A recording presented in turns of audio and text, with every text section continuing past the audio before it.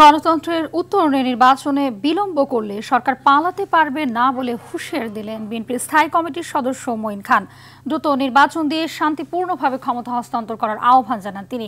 BNP নেতারা বলছেন, সংস্কার ও বিচারের কথা বলে নির্বাচনের রোডম্যাপ পেছানোর কোনো সুযোগ নেই। মেহেদী হাসান সজনের ক্যামেরায় রুদ্র রফিকের রিপোর্ট।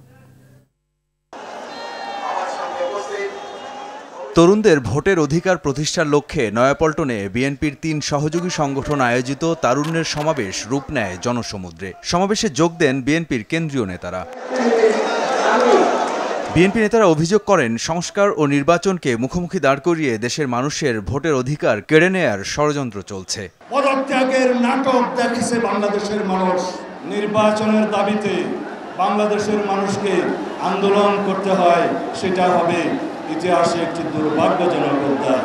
সংস্কারের কথা বলে নির্বাচনের রোডম্যাপ পিছানো যাওয়ার কোনো সুযোগ নাই। বিচার কে করবে? বিচার আমরা করব।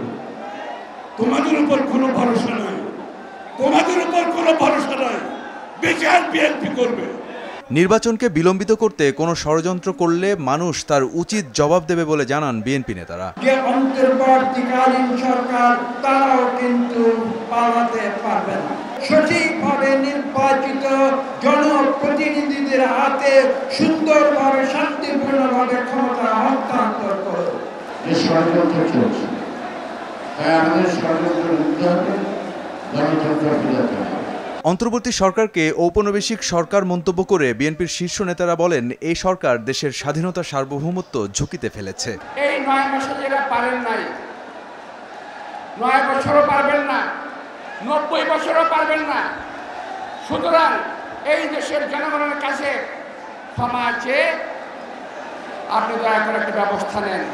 নির্বাচনের মাধ্যমে জনগণের সরকার, সেই সরকারের মাধ্যমে এদেশের স্বাধীনতা সার্বভৌমত্ব, গণতন্ত্র, উন্নয়ন, শান্তি প্রতিষ্ঠা হবে। নির্বাচনী রোডম্যাপ ঘোষণা করা হলে দেশের চলমান সংকট কেটে যাবে বলে জানান বিএনপি নেতারা। দেশের যুব সমাজ ভোটাধিকার প্রয়োগের জন্য কতটা অধীর আগ্রহে রয়েছেন তার প্রমাণ আজকের সমাবেশের এই উপস্থিতি। বিএনপি নেতারা বলছেন, একটি অবাধ ও সুষ্ঠু নির্বাচনের মধ্য দিয়ে দেশের মানুষের 16 বছরের অপেক্ষার অবসান হবে এবং দেশ এগিয়ে যাবে গণতন্ত্রের পথে। রুদ্র রফিক, RTV, ঢাকা।